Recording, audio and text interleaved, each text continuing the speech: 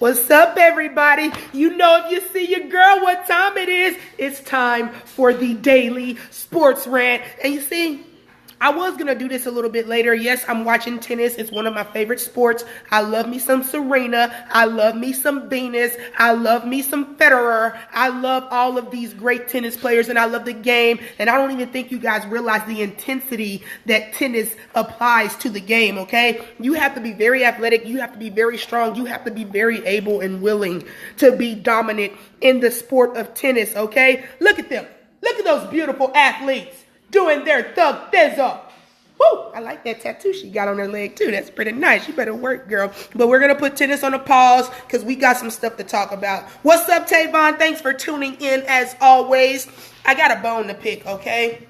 I'm very irritated with one LeBron James. Yeah, I said it. And I was insistent on not even talking about LeBron James. I was like, you know what, JoJo? We're going to leave the Cavaliers alone. We're going to let them do their thing. And we're going to wait and judge them when the regular season when the playoffs get here, okay? That's what we're going to do since everybody's always saying how you give it to LeBron. And you're always ragging on LeBron. And what's your problem with LeBron? So since everyone thinks I have a problem with LeBron, I said, you know what? I'm going to let it go.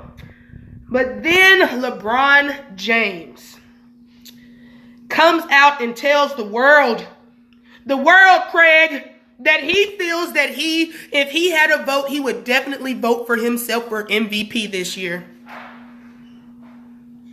Really, LeBron? Are you serious? So, LeBron James, you mean the same LeBron James that's the leader of the Cleveland Cavaliers that managed to lose 30 games despite being in a weak, diluted Eastern Conference where you have young teams like the 76ers and the Milwaukee Bucks that are continuing to build and be on the rise, yet you find yourself losing to the 8th-seeded Miami Heat. You find yourself getting blocked by your BFFF not once but twice in the same game, but you're telling me that you deserve to be MVP? You mean the same LeBron James that's led a team that managed to lose 14 of 21 games at one point. The same LeBron James that at the NBA trade deadline had to get rid of not one, not two, not three, not four, not five, but 6 players. 6. One being your BFFF, Mr. Dwayne Wade. Wow, are you serious, LeBron James? And see, this is what's up, Raquel? Thank you for tuning in. I see my boy Louis watching too. What's up, Louis? This is what irritates me about LeBron James, okay?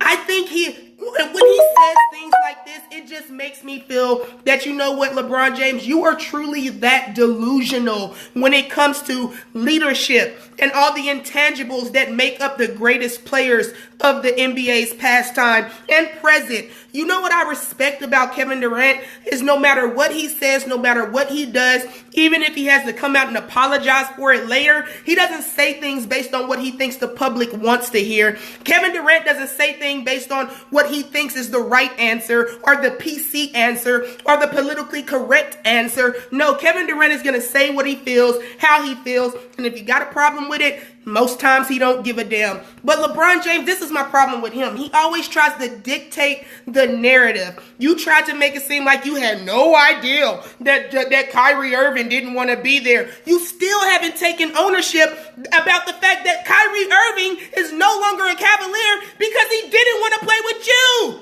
The self-proclaimed greatest player in the world, Kyrie Irving, one of the perennial all-stars in the NBA, a dude with some of the sickest handles the NBA has seen, one of the guys with the most clutchest shots in the NBA. He didn't want to play with you, LeBron James, but you're the most valuable player this year. You're the most valuable player this year, seriously. You could fix your freaking lips to say that with a straight face. I bet you believed every minute of it.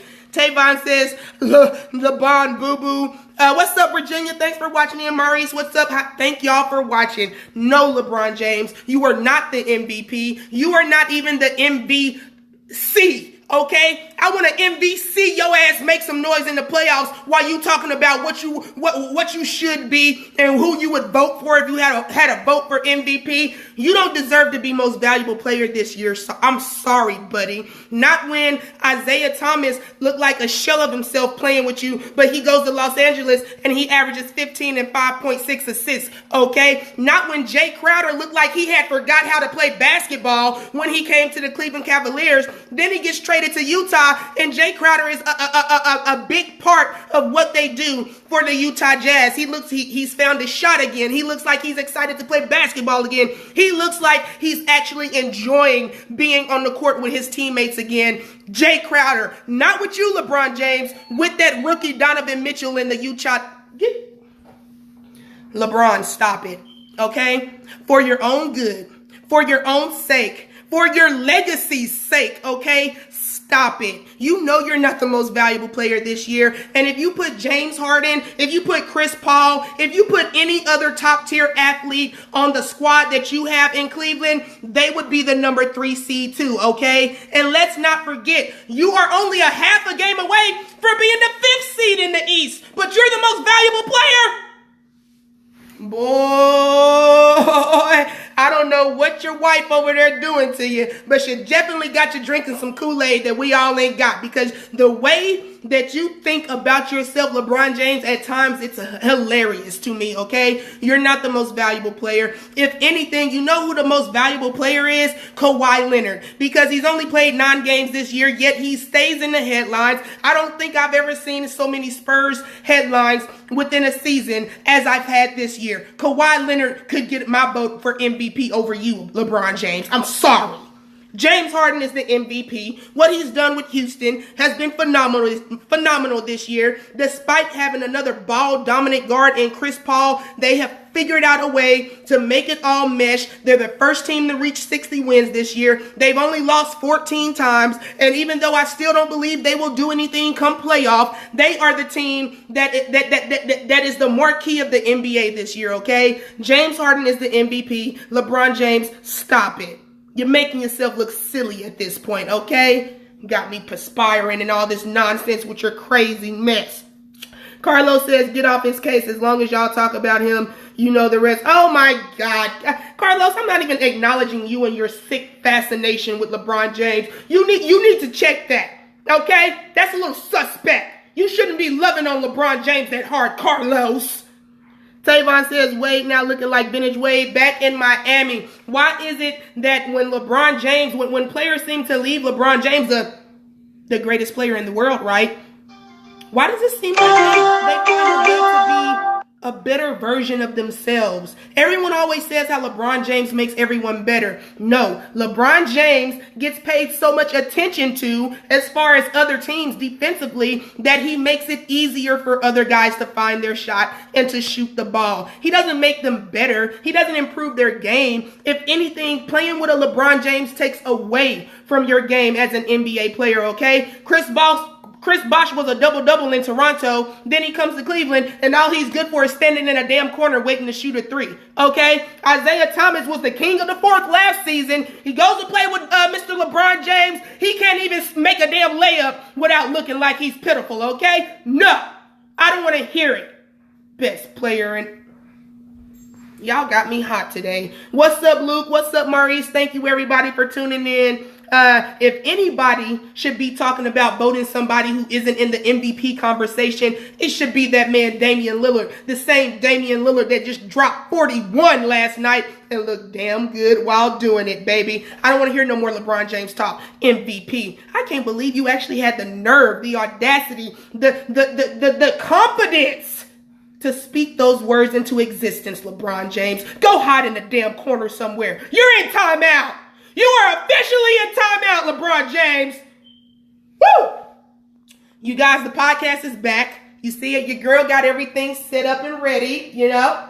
We will be filming the podcast tonight. We will be recording the podcast tonight. You guys now have the ability to call in during the podcast. I have the number posted on the page. I will post it again in the comments of this video. We will be live from 7:30 to 9 p.m. You guys can text the number with your questions. You guys can text with comments. If you have something you want me to talk about on the show, text that number and I will talk about it, or call.